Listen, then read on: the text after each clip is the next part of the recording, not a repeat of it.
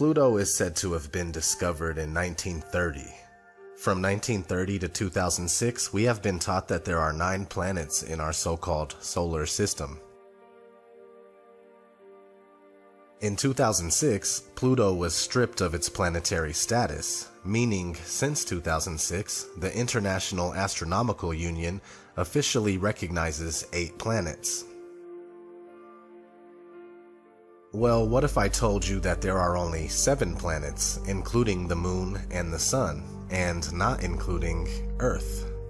What if I told you that this deception has been hidden right under our noses all along? Let's have a look at our calendar week. Sunday equals, you guessed it, Sunday. Monday equals Moon Day. Tuesday equals Mars Day. Wednesday equals Mercury Day. Thursday equals Jupiter Day. Friday equals Venus Day. Saturday equals Saturn Day. These are the original 7 planets encoded in our weekdays. Let's have a look at the etymology of planet. It tells you how basically the planets are wandering stars, and if you look down here on the bottom it says, so called because they have apparent motion, unlike the fixed stars. Originally included also the Moon and Sun. The ancient Greeks considered the planets to be wandering stars. Their chart has Earth, which wasn't considered a planet, in the center, with the 7 planets circuiting around it in the following order: Moon, Mercury, Venus, Sun, Mars, Jupiter, and then Saturn in the outermost ring. If you look 1 ring past Saturn, you'll see the firmament, also known as the crystalline heaven, which contains all the stars.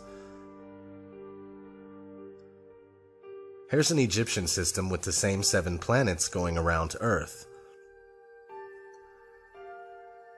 In Aleister Crowley's book, 777, he repeatedly wrote about the 7 planets, including the Sun and Moon, constantly connecting them with 7 alchemical metals and 7 days of the week. If you look at the Sefer Yetzirah, the Book of Creation, which is the oldest known Kabbalistic text, it has tons of references to 7. Kinda like the Bible, some parts of the Bible anyway. 7 archangels, 7 seals, and if you look at chapter 4, verse 7, it says, 7 planets in the universe: Saturn, Jupiter, Mars, Sun, Venus, Mercury, Moon. 7 days in the year, the 7 days of the week, 7 gates in the souls, male and female, 2 eyes, 2 ears, 2 nostrils, and a mouth. In chapter 4, verse 15, it says 7 universes, 7 lands, 7 seas, 7 rivers, 7 deserts, 7 days, 7 weeks, 7 years, 7 sabbaticals, 7 jubilees, and the holy palace. Therefore he made 7s, beloved under all the heavens. Chapter 4 in this book is mostly about the number 7, and in this particular version of the Sefer Yetzirah that I'll be linking in the description, on page 187, it goes on explaining the 7 firmaments, the 7 earths, meaning 7 continents, and so on. I found that interesting. 33rd degree Freemason Manly P. Hall wrote quite a bit about the 7 planets in his most famous book entitled The Secret Teachings of All Ages. I'll read you a couple things. The 7 wonders of the world, while apparently designed for diverse reasons, were actually monuments erected to perpetuate the arcana of the mysteries. They were symbolic structures placed in peculiar spots, and the real purpose of their erection can be sensed only by the initiated. Eliphas Levi has noted the marked correspondence between these 7 wonders and the 7 planets. The 7 wonders of the world were built by widows' sons in honor of the 7 planetary genii. Their secret symbolism is identical with that of the 7 seals of Revelation and the 7 churches of Asia.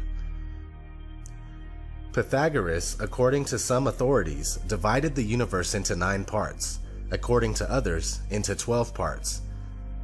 The 12-fold system was as follows: The first division was called the Empyrean, or the sphere of the fixed stars, and was the dwelling place of the immortals.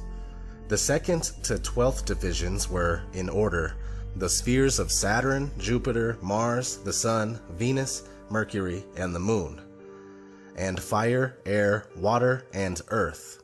This arrangement of the 7 planets, the Sun and Moon being regarded as planets in the old astronomy, is identical with the candlestick symbolism of the Jews.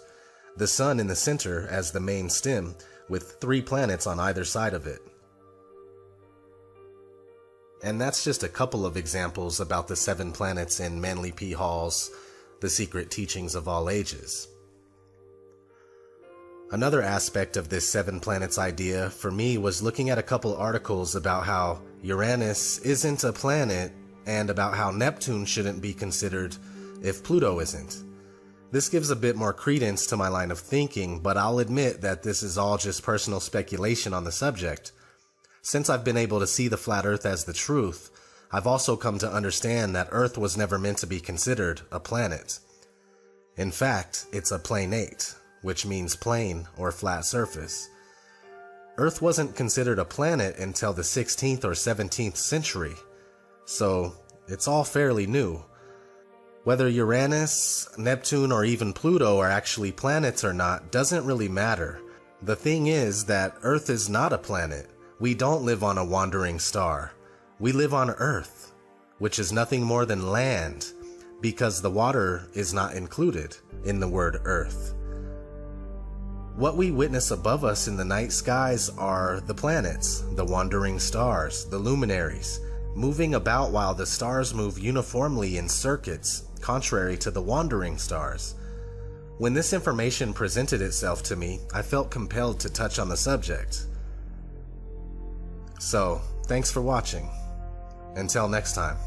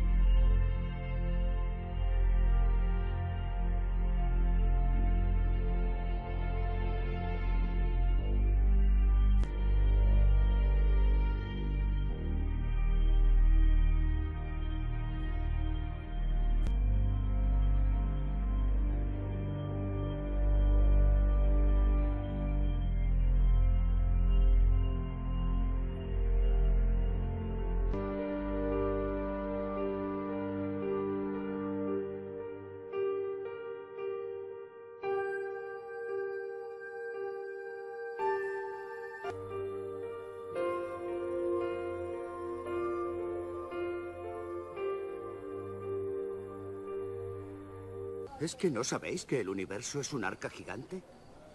El cielo es la tapa y la tierra es el suelo. A este idiota aún no le han dicho que la Tierra es redonda. La tierra es plana. Tu cabeza es plana. Lee las escrituras. Si la tierra fuera redonda, ¿por qué no caen al abismo los hombres de abajo? ¿Eh? ¿Y los que están a los lados? ¿Por qué no resbalan? Pensad sobre eso. Davo lo sabe. Hermano, ¿tú qué dices? ¿La Tierra es plana o es redonda? Solo Dios sabe esas cosas.